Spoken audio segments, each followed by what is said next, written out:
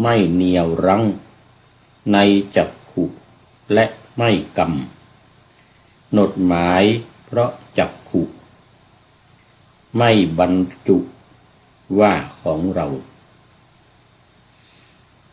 ไม่กำหนดหมายรูปไม่สรุปว่ารูปเขาไม่กำหนดหมายเอาในรูปและเพราะรูปกายไม่กำหนดจักขุวิญญาณอยู่ไม่มุ่งหมายในจักขุวิญญาณไม่หมายเพราะจักขุวิญญาณไม่กำหนดหมายว่าจักขุตาวิญญาณเราไม่กำหนดหมายจำจักขุสัมผัสเก่าๆไม่กำหนดหมายเอาในจักขุสัมผัสไวไม่กำหนดหมายเพราะจักขุเหมาะสัมผัสไม่กำหนดหมายว่าในจักขุสัมผัสของเราไม่กำหนดหมายแม้แต่เสวยอารมณ์เก่าที่เป็นสุขหรือเศร้าหรือมิใช่สุขและทุกข์ที่เกิดเพราะจักขุสัมผัสดูเป็นเหตุสุขไม่กำหนดแม้ทุกข์เมื่อเสวยอารมณ์อันเป็นสุขหรือเป็นทุกข์หรือมิสุขมิทุกขันที่เกิดเพราะตามันสัมผัสเป็นปัจจัยเราขอถวายความนอบน้อมแด่พระรัตนตรัยมีพระพุทธเจ้าเป็นต้นขอถวายความเคารพพระมหาเถระพระเถรานุเถระเจ้าคณะพระสังฆาธิการทั่วโลกมีพระเดชพระคุณพระธรรมเสนาบดีเจ้าคณะภาค7วัดพระธาตุสุเทพเป็นต้น และขออำนวยพรแด่ท่านผู้ฟังท่านผู้ชมสาธุชนพุทธบริษัททั้งหลายวันนี้รายการพระไตรปิฎกลอยฟ้าก็ลอยมาจากวัดโพศูนย์ปฏิบัติธรรมวัดพระธาตุดอยสุเทพไอกุนนาเมืองทานลินประเทศเอสโตเนียขอต้อนรับโปรโยมจันเพ็ญคำโพธากราบหลวงพ่อสาธุเจ้ายกมือมา3กระพุ่มมือโมทนาโมทนาโอ้ปะหน้าธรรมะยังไม่ทันจบ โยมจันเพ็ญมาแล้วโอ้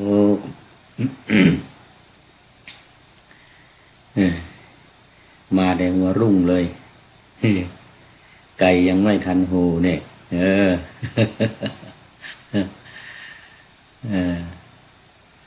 โอ้โมทนาบุญกับการไปตั้งโรงทานในวันทอดพระป่า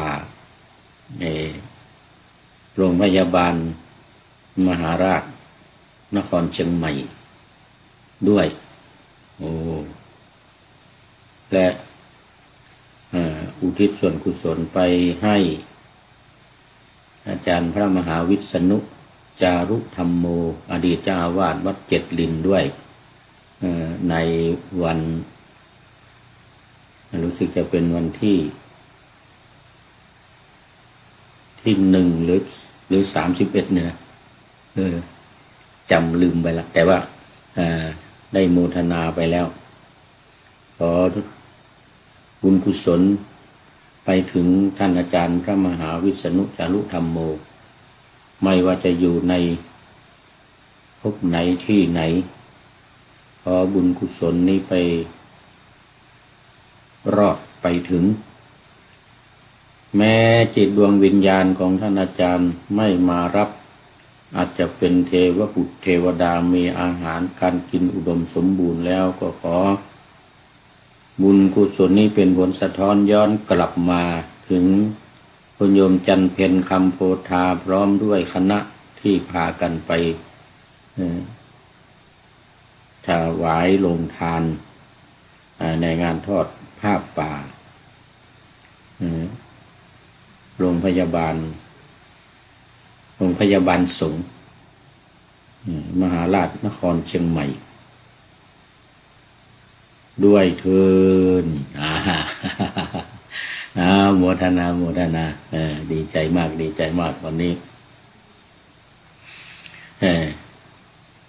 รายการของเราก็นำออกอากาศ5 สถานีเหมือนเดิม1ก็คือสถานีวัดพระธาตุดอยสุเทพมีพ่อครูบรรลบนามวงพรหมเป็นผู้อำนวยการอาจารย์พระมหาประสิทธิ์ประสาธิโกเป็นหัวหน้าสถานีและอาตมาภาพพระครูปริยัติยานุศาสตร์เป็นผู้บรรยายเวลา5 ทุ่มถึงเที่ยงคืนทุกวันไม่ขาดยกเว้นวันไหนลืม บางทีมันยุ่งงานมากเลยลืมไปบางทีก็ไม่ทันนะไม่ทันรู้สึกมันก่อนมีสักวันหนึ่งเนี่ยไม่ทันตอนเช้า มันงงมันงานหลายอย่างมันงงโยคีผู้ปฏิบัติธรรมก็เยอะตอนนี้ที่ศูนย์ปฏิบัติธรรมวัดพระธาตุดอยสุเทพที่ไอคือหน้านี่ไม่ขาดเลยตอนนี้ไม่กลุ่มใหญ่ก็มากันกลุ่มเล็กๆ2 คน 3 คน 4 คนเพราะมันเคยเป็นอย่างนี้มาก่อนในช่วงฤดูการเข้าพรรษาทุกปีที่ผ่านมาเราก็คิดว่าเหมือนทุกปีมาทราบทีหลังว่าทางวัดเลื่อนการปฏิบัติไปเป็นเดือนธันวาถึงเดือนมีนาคมปีหน้า3 เดือนเหมือนกันเพราะว่าเลื่อนการจำพรรษาของพระไปเดือนพฤศจิกาต้นพฤศจิกาจะไปเข้าพรรษากันตอนนั้นมันเหมาะสมกับการพรรษาจริงๆเลยนะ ฝนตกสองอย่างฝนจริงๆที่ลงมาเหมือนเทน้ำเทท่านี่อย่างหนึ่งนะแล้วก็ฝนหิมะอีกอย่างหนึ่งที่นี่เขาก็เรียกฝนเหมือนกันเขาเรียกฝนหิมะเพราะฉะนั้นฝนหิมะทั้งฝนหิมะทั้งฝนธรรมดากระหน่ำซ้ำ2เหมาะสมอยู่ที่เดิมไม่ออกไปไหนอยู่ที่เกาะนี่แหละ ออกไปไหนไม่ได้ยากลำบากคุณสั่งซื้ออาหารการกินผักไม้ไส้เครือต่างๆนี่นะมาใส่ตู้เย็นไว้เลยญาติโยมก็มากันเฉพาะหมู่ปฏิบัติเราต้องจองเรือกันเป็นเดือนนะจองเรือนี่นะเป็นเดือนเพราะว่าต้องคอยติดตามว่ามันเข้าได้ไม่ได้มีสตรอมมากหรือเปล่ามีมรสุมมั้ยเนี่ยมากหนักไหมยังไงอย่างเงี้ยจะเข้าได้เวลาไหนอย่างเงี้ยบางคนก็มาอยู่เป็นเดือนเหมือนกันนะอยู่ปฏิบัตินี่เป็นเดือนเหมือนกัน15 วันอย่างน้อยเพราะมันเข้ายากไง แล้วคนที่มาปฏิบัติก็ต้องใจถึงจริงๆในอย่างนี้อย่างตอนนี้บางคนอาทิตย์กว่าแล้วตอนนี้ยังปักหลักมั่นในการปฏิบัติแล้วก็บางคนจะบวชนี่เพราะมันเป็นบวชภาคฤดูร้อนทุกปีเดือนสิงหานี้ทุกปี เป็นฤดูร้อนของที่นี่อันนี้ก็บวชสามเณรบวชเนรภาคฤดูร้อนตอนนี้ก็กำลังมาฝึกอบรมฝึกว่าคำขอบวชฝึกท่องยถาสัพพีฝึกท่องอะไรกันดังลั่นอยู่หน้าห้องนี่เดี๋ยววันอาทิตย์นี่ก็จะบวชสามเณรบวชสามเณรหรือวันอาทิตย์ก็ไม่รู้เนี่ยวันเนี้ยเอาไว้วันนี้บันทึกเสียงล่วงหน้ามาวันเสาร์อยู่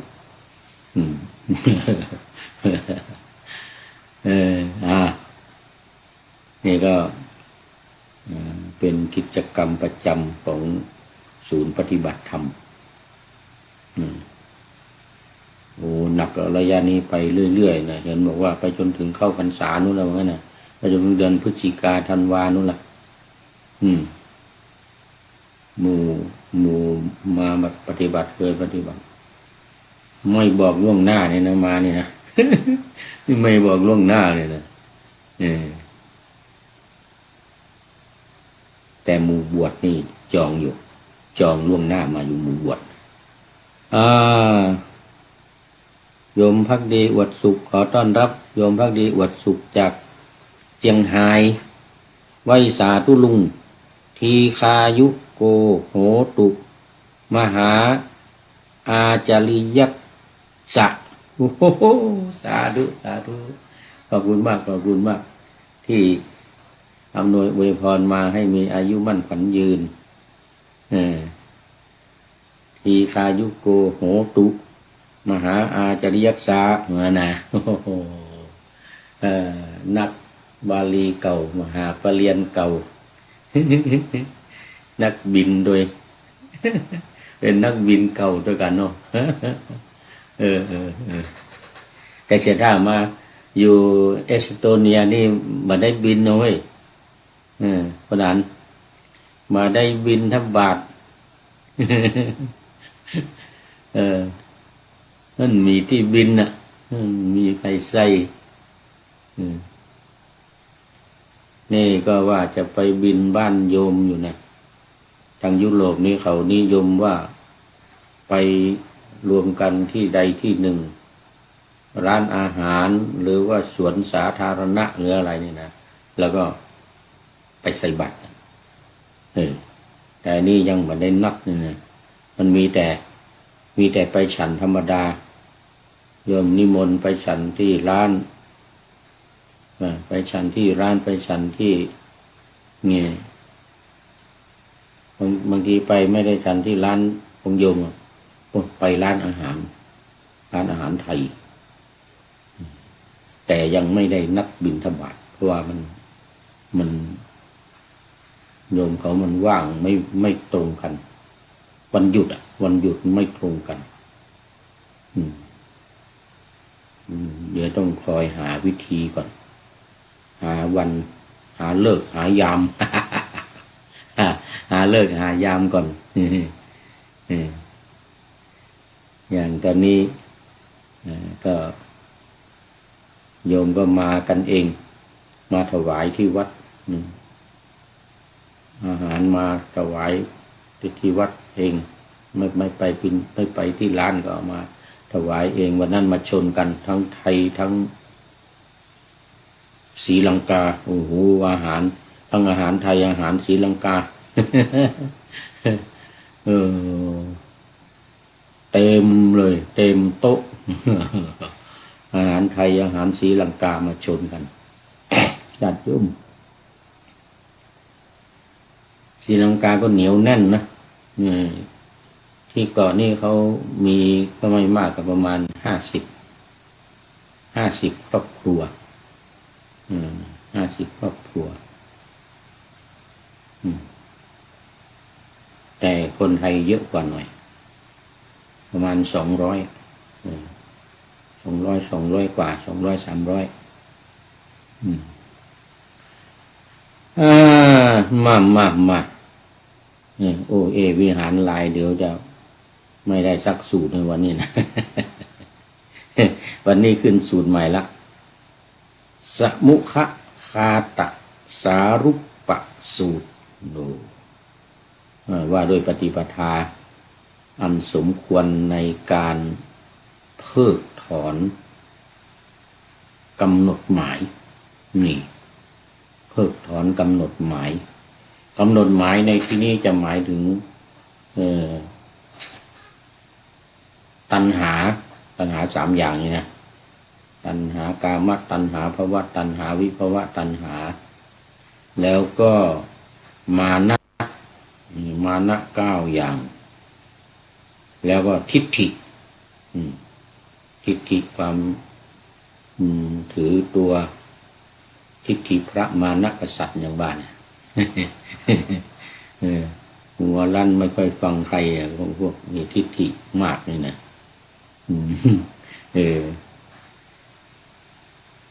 ยมภักดีหูดีก็เคยเป็นพระมาก่อนเคยเป็นพระมาก่อนยมจันเพ็ญเป็นคำโพธาลูกศิษย์ท่านอาจารย์มหาวิษณุอยู่วัดตลอดเหมือนกับทุกเจ้านะ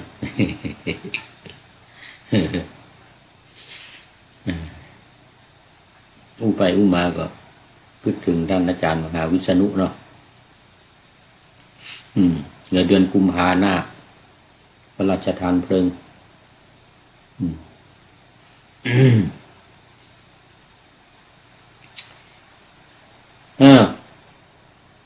ตามที่ได้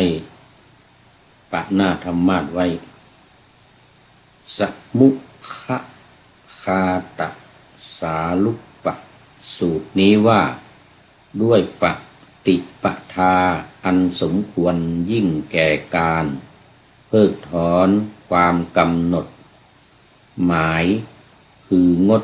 กิเลสตัณหามานะถือมั่นและทิฏฐิดันทุรัง อันนี้แหละสามอย่างนี่แหละสามอย่างนี่แหละมันมีปฏิปทามีแนวทางในการที่จะเพิกถอนเขาเรียกสมุขะสมุขคาตะสมุขคาตะสมุขคาตะนี่ก็เป็นขอต้อนรับเชียงใหม่อะไรสยาเล่เชียงใหม่สยาเล่เนาะโอ้สาธุสาธุสาธุสาธุเจ้าข้าว่านะเดี๋ยวก็เนออันนี้นะสยามหรือเปล่าเชียงใหม่หรือเซลาดน SAY สยามเล่สยามเล่โอ้อ่านผิดก็ขออภัยเด้อเป็นอักษรโรมันสาธุสาธุโมทนาเป็นอย่างยิ่ง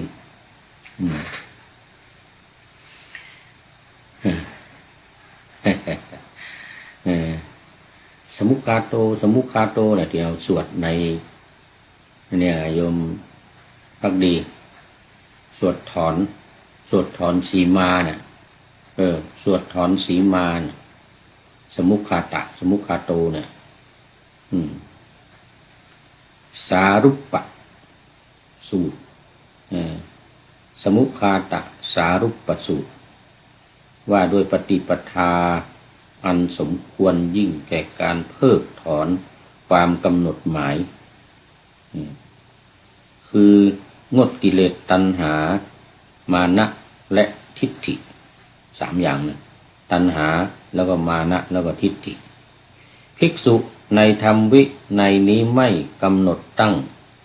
จักขุไม่เหนี่ยวรั้งในจักขุและไม่กำหนดหมายเพราะจักขุไม่บรรจุว่าของเราไม่กำหนดหมายรูปไม่สรุปว่ารูปเขาไม่กำหนดหมายเอาในรูปและเพราะรูปกายนี่ก็อยู่ในสลายตนะวรรค ก็จะพูดถึงรูปเสียงกลิ่นรสโผฏฐัพพะหรือสิ่งของที่มากระทบกายแล้วก็ธรรมะหรือความคิดธรรมารมณ์ที่มากระทบใจที่มากระตุ้นให้ใจคิดนี่นะก็คือรูปเสียงกลิ่นรสโผฏฐัพพะและธรรมารมณ์ไอ้ที่ว่า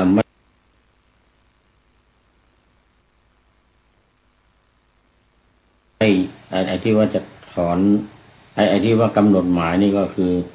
อย่างนี้แหละตาหูจมูกลิ้นกายใจนี่แหละเมื่อได้เห็นได้ยินได้ฟังได้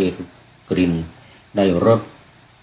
ได้การสัมผัสแล้วก็ได้ความคิดแล้วนี่ก็ไปยึดไปถือไปมีความกำหนัดไปมีความอยากความต้องการนี่เรื่องมันเนี่ยนะแล้วก็มีมานะคือการถือ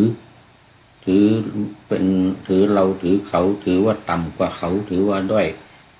เขาถือว่าเก่งถือว่าเลิศดีเด่นกว่าเขาอะไรทั้งนั้นเนี่ยนะอันนี้มานะอันนี้ที่ถือตัวนี่นะ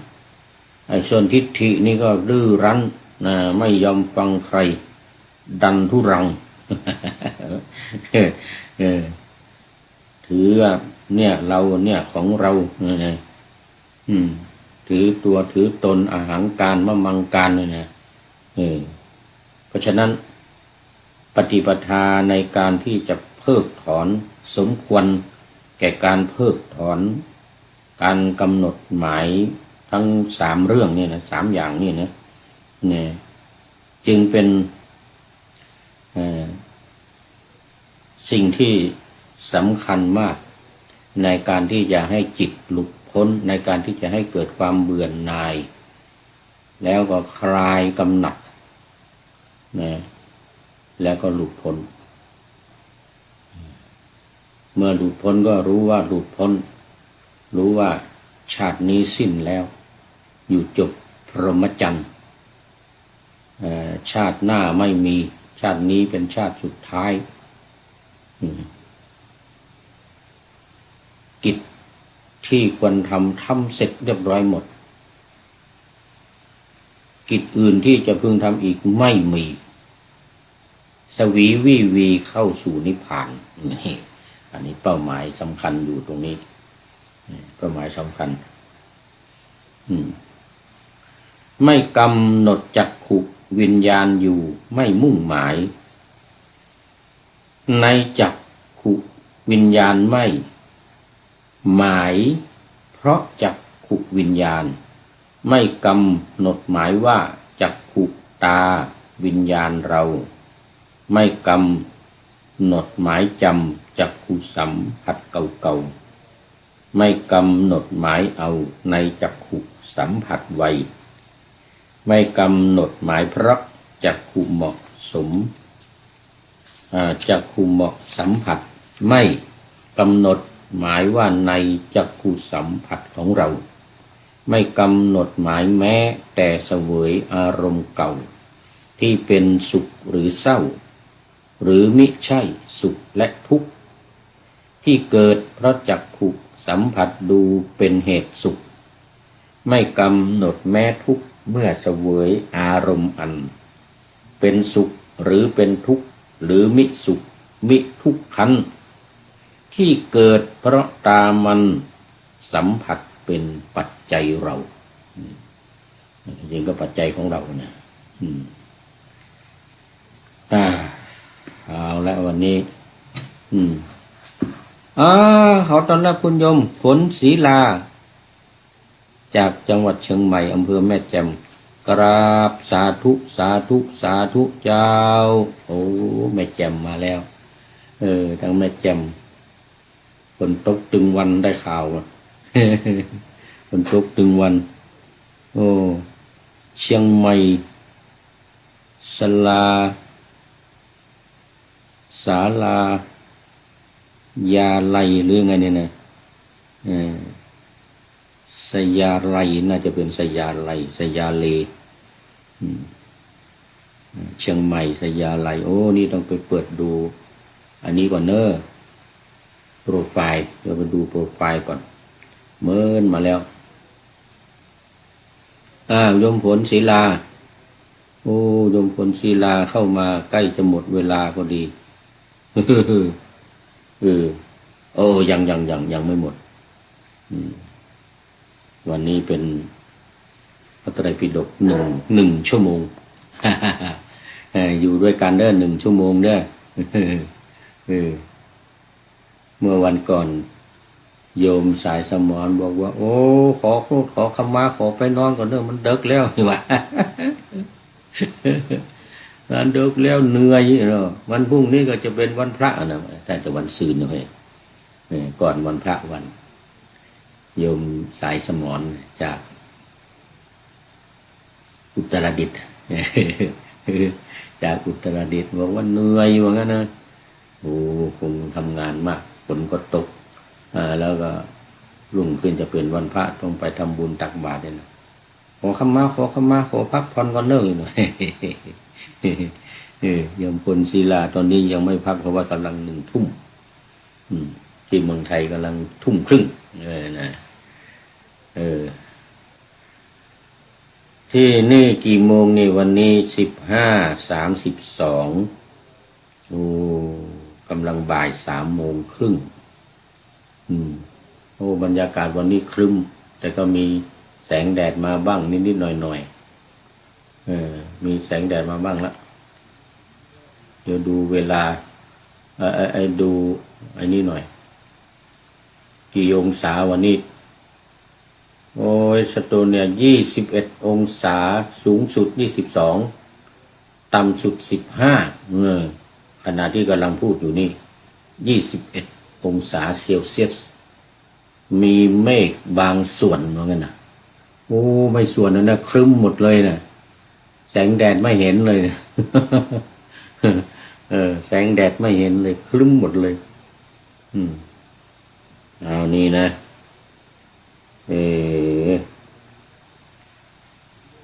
สูตรนี้สมุขคาตสูตรสมุขคาตสรุปปะว่าด้วยปฏิปทาอันสมควรแก่การเพิกถอนความกำหนดหมายนี่กำหนดหมาย3 อย่างที่ว่าเนี่ยนะภิกษุทั้งหลายเราจะแสดงปฏิปทาอันสมควรแก่การเพิกถอนความกำหนดหมาย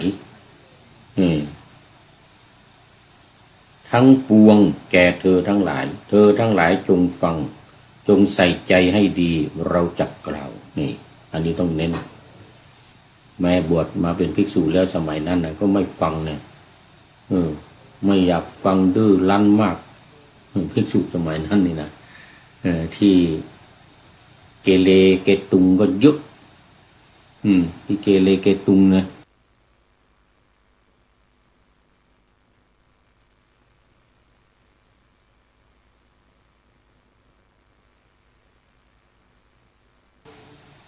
ก็เยอะที่ดีๆบวช2-3 วันบรรลุธรรมก็มีเยอะเหมือนกันเพราะนั้นก็เรื่องความเกเรเรื่องภิกษุดื้อรั้นภิกษุไม่ปฏิบัติธรรมบางทีไปกัน2 รูปหนึ่งนอนหลับรูปหนึ่งปฏิบัติเสร็จแล้วพอรูปนั้นปฏิบัติบรรลุเสร็จแล้วพากันไปเฝ้าพระพุทธเจ้าอย่างนี้ก็มี องค์หนึ่งไปถึงก็นอนหลับสบาย ไม่ปฏิบัติพระพุทธองค์ก็เลยตรัสว่าคนเราเนี่ยไม่ประมาทในเมื่อผู้อื่นประมาท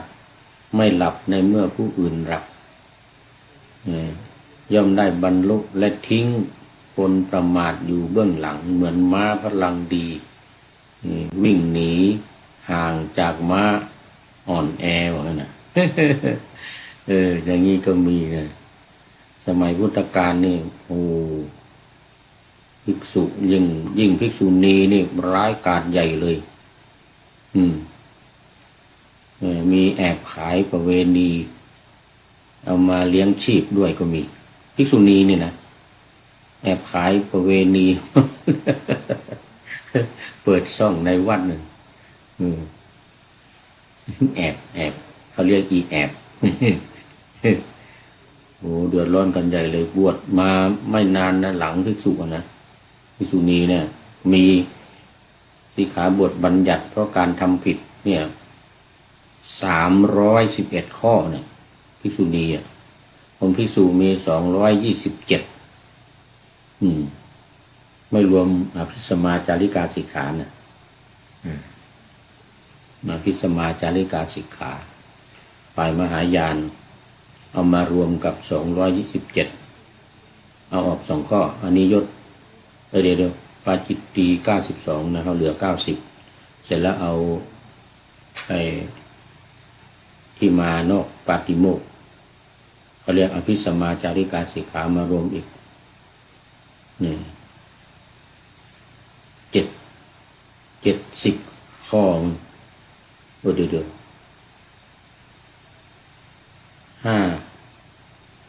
มันรวมแล้วเป็น250 220 บวก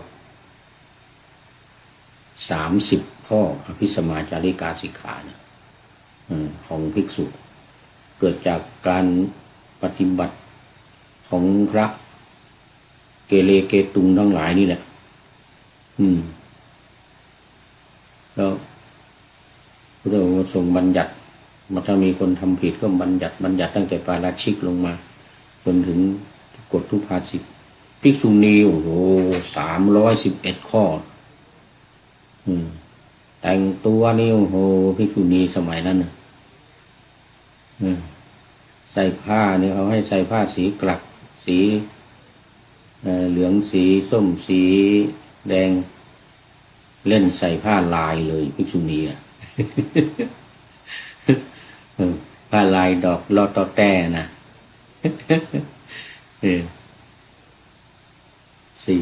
สีน้ำเงินสีน้ำเงินสีกรมท่าสีอะไรก็เอามาใส่ภิกษุณีสมัยนั้นนะต้องบัญญัติสิกขาบทตามไอ้ทำไม่ดีไม่เหมาะสมไม่เป็นที่เลื่อมใสศรัทธาของประชาชนก็บัญญัติเป็นวินัย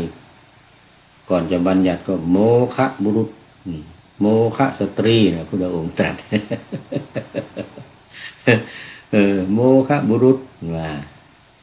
เธอทำไม่เป็นที่เลื่อมใสของ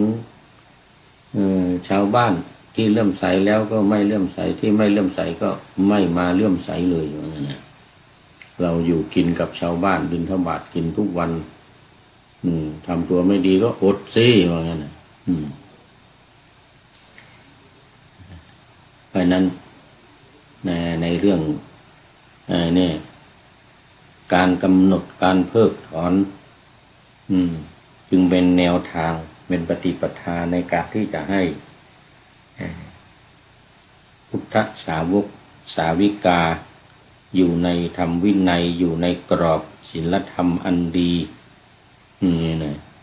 อยู่ในกรอบศีลธรรมอันดีจงฟังว่างั้นนะเธอทั้งหลายจงฟัง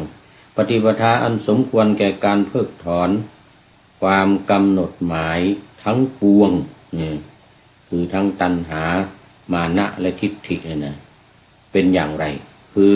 ภิกษุในธรรมวินัยนี้ไม่กำหนดหมายจักขุไม่กำหนดหมายในจักขุไม่กำหนดหมายเพราะจักขุไม่กำหนดหมายเพราะว่าจักขุของเรานี่ไม่มีอาหารการมังการเนี่ยนะไม่กำหนดหมายในรูปนี่ไม่กำหนดหมายรูปกันแล้วก็ไม่กำหนดหมายในรูปไม่กำหนดหมายในพระรูปไม่กำหนดหมายว่ารูปของเราใน2 ละ 3ไม่กำหนดหมายจักขุวิญญาณคือความรู้ทางผ่านทางตาเนี่ยนะทุกอย่างเนี่ยนะทางตาแล้วก็ไปถึงหูจมูกลิ้นกายและใจด้วยไม่กำหนดหมายในจักขุวิญญาณไม่กำหนดหมายเพราะจักขุวิญญาณไม่กำหนดหมายว่าจักขุวิญญาณของเรา นี่จักขุวิญญาณนะต่อสามอันนี้สามสี่จักขุสัมผัสไม่กำหนดหมายในจักขุสัมผัสไม่กำหนดหมายเพราะจักขุสัมผัสไม่กำหนดหมายว่าจักขุสัมผัสของเรานี่ไม่กำหนดหมายแม้ความเสวยอารมณ์ที่เกิดขึ้นไม่ว่าจะเป็นสุขหรือเป็นทุกข์หรือไม่ใช่สุขไม่ใช่ทุกข์นะเพราะจักขุสัมผัสเป็นปัจจัยไม่กำหนดหมายแม้ในความเสวยอารมณ์ที่เป็นสุขเป็นทุกข์หรือไม่สุขไม่ทุกข์ที่เกิดขึ้นเพราะจักขุสัมผัสเป็นปัจจัยไม่กำหนดหมายแม้เพราะความเสวยอารมณ์ที่เป็นสุขหรือเป็นทุกข์หรือมิใช่สุขมิใช่ทุกข์ที่เกิดขึ้นเพราะจักขุสัมผัสเป็นปัจจัยไม่กำหนดหมายว่าความเสวยอารมณ์ที่เป็นสุขหรือเป็นทุกข์หรือมิใช่สุขมิใช่ทุกข์ที่เกิดขึ้นเพราะจักขุสัมผัสเป็นปัจจัยของเราไม่กำหนดหมายชิวหาอันนี้เริ่มเพิ่มจักขุโสตคานะชิวหากายมโนเนี่ยรวมเลยคือเมื่อกี้นี่ว่าแต่รูปตากับรูปอย่างเดียวต่อไปนี้ก็เป็นหูกับเสียงจมูกกับกลิ่นลิ้นกับรสกายกับสิ่งของใจกับความคิดทั้งหมดเนี่ยไม่กำหนดหมายไม่กำหนดหมายเวลาสัมผัสไม่กำหนดหมายว่าเป็นเราเป็นของเราไม่กำหนดหมายในเมื่อมีการสัมผัสกันเกิดขึ้นระหว่างหูกับเสียงจมูกกับกลิ่นลิ้นกับรสกายกับสิ่งของใจกับความคิดหรือธรรมารมณ์ใจความนี่ก็เหมือนกันสุดท้ายภิกษุทั้งหลายปฏิปทาอันสมควรแก่การเพิกถอนความกำหนดหมายทั้งปวงเป็นอย่างนี้แลสมุคาตสารุปสูตรที่8จบหมดเวลาอย่างยังมีเวลาอยู่ ยังมีเวลาอยู่เอาอีกสักสูตรวันนี้ให้มันได้สัก2 สูตรมันได้สัก2 สูตรอย่างน้อยสู้วันก่อนไม่ได้รวมกันเลย11 ถึง 20อย่างนี้21 ถึง 50อย่างนี้ได้วันหนึ่ง50 สูตรถ้า2 สังยุตก็20 สูตรอะไรเดี๋ยว100 สูตรถ้าใจความมันเหมือนกันนี่นะแต่ว่ามันอยู่ในรูปอยู่ในอันนั้นมันเป็นขันธสังยุตรูปเวทนาสัญญาสังขารวิญญาณใจความข้างในจะเหมือนกันหมดเปลี่ยนแต่รูปเวทนาสัญญาสังขารวิญญาณตัวนี้ก็เหมือนกันตัวนี้ก็ตาหูจมูกลิ้นกายใจเหมือนกันนี่แหละเนื้อหาอย่างอื่นเหมือนกันเอาแล้วต่อไปนี้เป็นสูตรที่9ปฐมปฐมสมุคาตสัปปายสูตรนี่เพิ่มสัปปายะเข้ามาว่าด้วยปฏิปทาที่เป็นสัปปายะแก่การเพิกถอนความกำหนดหมายสูตรที่1ในปฏิปทาที่ว่าให้มันสบายนะแสดงให้มันสบายคือสัปปายะนี่นะว่าสบายภิกษุทั้งหลายเราจักแสดงปฏิปทาอันเป็นสัปปายะแก่การเพิกถอนความกำหนดหมายทั้งปวงแก่เธอทั้งหลายจงฟังปฏิปทาที่เป็นสัปปายะแก่การเพิกถอนกำหนดหมายทั้งปวงนั้นเป็นอย่างไรที่ว่าสัปปายะเนี่ยจะหมายถึงมีประโยชน์ให้เกิดความเจริญ ความจริงสัปปายะมันมีอยู่สี่อย่างนะมีสี่อย่างอันสัมปชัญญะมันมีสัปปายะนี่อยู่ในสัมปชัญญะนั้นหนึ่งพวกอสัมโมหะโคจระแล้วก็สาตัตถกะพวกนั้นนะอันนั้นเป็นสัมปชัญญะอันนี้เป็นอันนี้ก่อนคือภิกษุในธรรมวินัยนี้ไม่กำหนดหมายจักขุไม่กำหนดหมายในจักขุไม่กำหนดหมายเพราะจักขุไม่กำหนดหมายว่าจักขุของเราเหมือนกันหมดเลยเนื้อหาเลยนะไม่กำหนดหมายรูปเสียงกลิ่นรสสัมผัสและ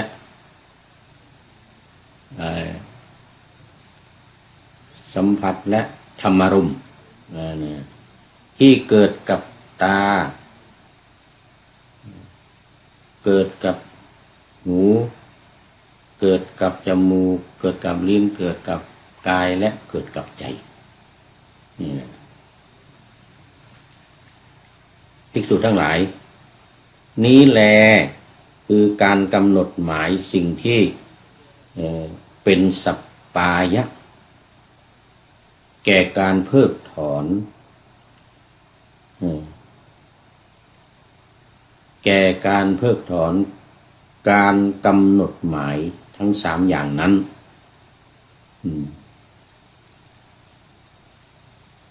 มีจักขุเป็นต้นมโนหรือใจเป็นที่สุดพร้อมทั้งอายตนะภายนอกคือรูปเสียงเป็นต้น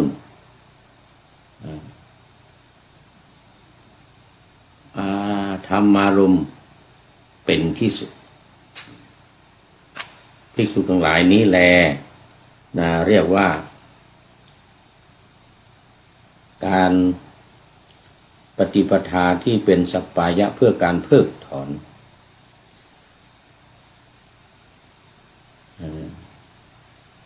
ทั้งปวงการกำหนดหมายทั้งปวงคือกำหนดหมายทั้งตัณหามานะและทิฏฐิตอนนี้ขอต้อนรับพระเดชพระคุณหลวงพ่อสุทธิสงึมรำแฮปปี้เบิร์ธเดย์แล้วก็ตามมาด้วยกู๊ดมอร์นิ่งและหัวใจใสๆขอบคุณมากพระเดชพระคุณหลวงพ่อจากจังหวัดบุรีรัมย์ตอนนี้สบายใจละเขาเลิกลบกันแล้วแล้วก็ยังมีการดำเนินการประชุมกันอยู่ หลวงพ่อก็สบายใจแล้วทีนี้โมทนากับหลวงพ่อด้วยที่เขาเลิกลบกันได้ลบกันมา5-6 วัน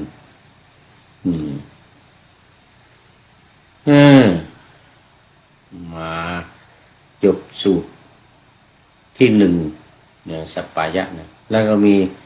สูตรที่10ทุติยสมุคาตสัปปายะสูตรเอาละไอ้ที่สบาย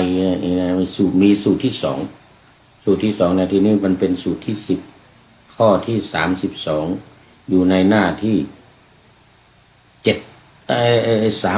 34ข้อที่34สังยุตตนิกายพระสุตตันตปิฎกเล่มที่18สลายตนะวรรคสลายตนะวรรค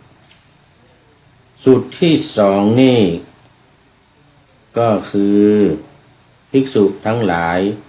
เราจัดแสดงปฏิปทาที่เป็นสัปปายะแก่การเพิกถอนความกำหนดหมายทั้งปวงแก่เธอทั้งหลายจงฟัง เอาอีกละ เน้นปฏิปทาสัปปายะแก่การเพิกถอนการกำหนดหมายทั้งปวงเป็นอย่างไรเธอทั้งหลายเข้าใจข้อความนั้นว่าอย่างไรจักขุเที่ยงหรือไม่เที่ยงไม่เที่ยงพระพุทธเจ้าค่ะนะเมื่อไม่เที่ยงเป็นทุกข์หรือเป็นสุขเป็นทุกข์พระพุทธเจ้าค่ะเอามาละเมื่อเป็นทุกข์มีความแปรปรวน ผันไปเป็นธรรมดาควรหรือที่จะพิจารณาเห็นสิ่งนั้นว่านั่นของเราเราเป็นนั่นนั่นเป็นอัตตาของเราข้อนั้นไม่ควรเลยพระพุทธเจ้าข้านี่คำตอบเหมือนเดิม ในสูตรต่างๆที่ผ่านมาในขันธวารวรรคอย่างนี้หมดสุดท้ายจะเป็นอย่างนี้หมดไม่ควรเป็นเลยไม่ควรอย่างนั้นเลยพระพุทธเจ้าข้ารูปเสียงเดี๋ยวเวทนาสัญญาสังขารวิญญาณเที่ยงหรือไม่เที่ยงไม่เที่ยงพระพุทธเจ้าข้าแม้ความเสวยอารมณ์ที่เป็นสุขหรือทุกข์หรือไม่ใช่สุขไม่ใช่ทุกข์ที่เกิดขึ้นเพราะจักขุสัมผัสเป็นปัจจัยเที่ยงหรือไม่เที่ยงไม่เที่ยงพระพุทธเจ้าข้านี่ว่าไป ก็สิ่งใดไม่เที่ยงสิ่งนั้นเป็นทุกข์หรือเป็นสุขเป็นทุกข์พระพุทธเจ้าข้าสิ่งใดไม่เที่ยงเป็นสุขเป็นทุกข์มีความแปรปรวนเป็นธรรมดาควรหรือที่จะพิจารณาเห็นสิ่งนั้นว่านั่นเราเป็นนั่นเป็นอัตตาของเราข้อนั้นไม่ควรเลยพระพุทธเจ้าข้าอันนี้เป็นรูปกับเสียงต่อไปกลิ่นกับรสก็เหมือนเดียวกันนี่แหละเดี๋ยวกลิ่นกับจมูกลิ้นกับรสกายกับสัมผัสใจกับความคิดก็เหมือนเดียวกันเนี่ยเป็นสุขหรือเป็นทุกข์เดี๋ยวเที่ยงหรือไม่เที่ยงเนี่ยเป็นสุขหรือเป็นทุกข์เนี่ยเมื่อเป็นทุกข์ควรหรือที่จะเข้าไปยึดถือไม่ควรไม่เป็นอย่างนั้นเลยพระพุทธเจ้าค่ะเหมือนเดียวกันเลยนี่อันนั้นสูตรที่3นี้ก็จบภิกษุทั้งหลายปฏิปทาที่เป็นสัปปายะแก่การเพิกถอนความกำหนดหมายทั้งปวงเป็นอย่างนี้แลทุติยสมุคาตสัปปายะสูตรที่10ก็จบเอาวรรคจบด้วยสัพพวรรควรรคที่ว่าด้วยสิ่งทั้งปวงว่าด้วยสิ่งทั้งปวงก็จบรวมพระสูตรที่มีในวรรคนี้คือสัพพสูตรปหานสูตรอภิญญาปริญญาปหานสูตรปฐมอปริชานนสูตรทุติยอปริชานนสูตรอาทิตตสูตรอันทภูตสูตรสมุคาตสารุปสูตรปฐมสมุคาตสปายสูตรและทุติยสมุคาตสปายสูตรทั้งหมด10สูตรจบพอดีในสัพพวรรควรรคที่ว่าด้วยสิ่งทั้งปวงตกลงวันนี้ก็ได้ไปอันนี้ก็2สูตรแต่ยังพอมีเวลายังพอมีเวลาวันนี้วันนี้ได้คืบหน้ามาก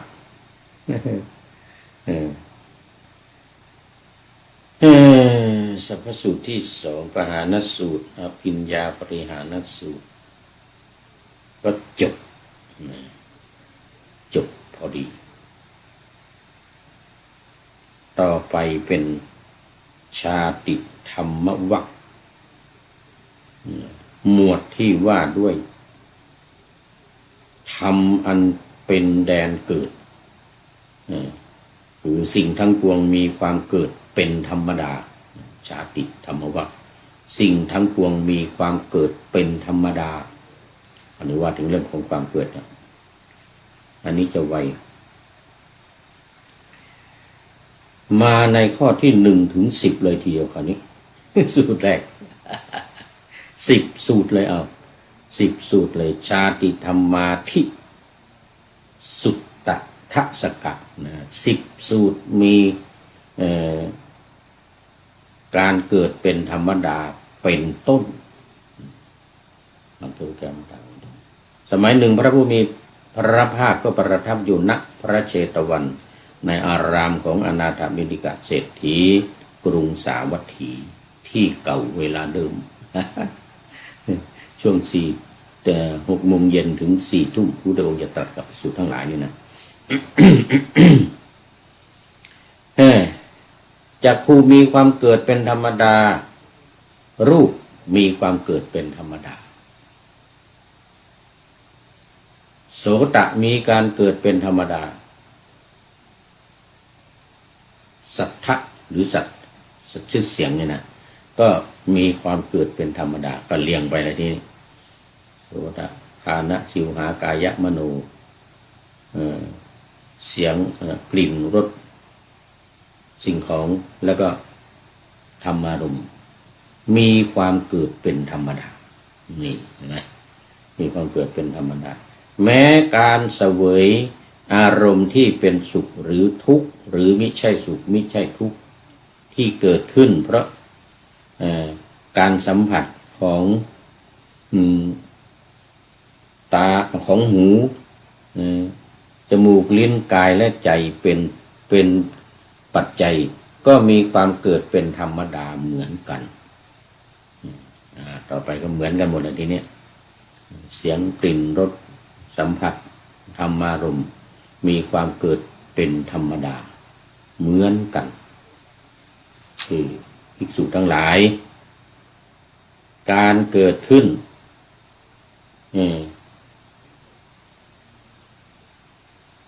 สิ่งทั้งปวงมีความดับไปเป็นธรรมดาดูนี่มันเป็นสูตรที่8สุดท้ายเข้าไปสูตรที่8เลยเข้าไปสูตรที่8ณข้อที่42ภิกษุทั้งหลายสิ่งทั้งปวงมีความดับเป็นธรรมดาเมื่อกี้ความเกิดนะนี่ความเกิดสายเกิดก็หมดตั้งแต่ตาหูจมูกลิ้นไปถึงใจสายดับนี่ก็เหมือนเดียวกันตาหูจมูกลิ้นไปถึงใจรูปเสียงกลิ่นรสไปถึงธรรมารมณ์ไปถึงธรรมารมณ์เริ่มตั้งแต่รูปก็อะไรเล่าชื่อว่าสิ่งทั้งปวงมีความดับไปเป็นธรรมดาคือจักขุมีความดับไปเป็นธรรมดารูปมีความดับไปเป็นธรรมดาจักขุวิญญาณมีความดับไปเป็นธรรมดาจักขุสัมผัสมีการดับไปเป็นธรรมดาการเสวยอารมณ์ที่เกิดจากสุขทุกข์และจักขุสัมผัสนั้นก็มีการดับไปเป็นธรรมดาภิกษุทั้งหลายอริยสาวกผู้ได้สดับเห็นอยู่อย่างนี้ย่อมเบื่อหน่ายย่อมเบื่อหน่ายแม้ในจักขุแม้ในโสตฆานะชิวหากายะมโนรู้ชัดว่ากายมโนแล้วก็เบื่อหน่ายเสร็จแล้วก็เมื่อเบื่อหน่ายก็คลายกำหนัดเมื่อคลายกำหนัดก็รู้ก็จิตหลุดพ้นจิตก็หลุดพ้นเมื่อจิตหลุดพ้นก็รู้ว่าจิตหลุดพ้นแล้วชาตินี้สิ้นชาติเป็นชาติสุดท้ายกิจอื่นที่ควรทำหมดแล้วอยู่จบพรหมจรรย์กิจอื่นที่จะพึงทำอีกต่อจากนี้ไม่มีจบนิโรธธรรมสูตรที่10นี้ก็จบชาติธรรมวรรคที่4จบอีกเหมือนกัน มีความเกิดเป็นธรรมดานะวรรคที่4นี้จบเลยรวมพระสูตรมีในวรรคนี้ก็คือชาติธรรมสูตรชราธรรมสูตรพยาธิธรรมสูตรมรณะธรรมสูตรโสกธรรมสูตรสังกิเลสิกธรรมสูตรขยะธรรมสูตรวยธรรมสูตรสมุทัยธรรมสูตรนิโรธธรรมสูตรทั้งหมดนี้เป็นไปทางตาหูจมูกลิ้นกายใจแล้วก็เป็นไปเพราะรูปเสียงกลิ่นรสสัมผัสเมื่อมีการเพิกถอนความกำหนดหมายในสิ่งเหล่านี้ก็เป็นการจบวันนี้พระเดชพระคุณหลวงพ่อสุทธิสงึมรำก็เป็นท่านสุดท้ายเข้ามาในรายการหมดเวลาพอดี หมดเวลาพอดีวันนี้ได้มา2 สูตร รวมทั้งอันนี้อีก10 สูตรโอ้ยวันนี้12 สูตร 12 สูตรในวันนี้เอาไว้แค่นี้ก่อนเดี๋ยววรรคต่อไปก็ค่อยว่ากันต่อไปสัพพะอนิจจวรรคในครั้งต่อไปวันนี้มีอะไรที่เป็นมีอะไรมาเป็นในข้อคิดในท้ายรายการวันนี้มีไหนละหายเป็นไหนซะแล้วนี่ข้อคิดในท้ายรายการวันนี้ ไม่เป็นไร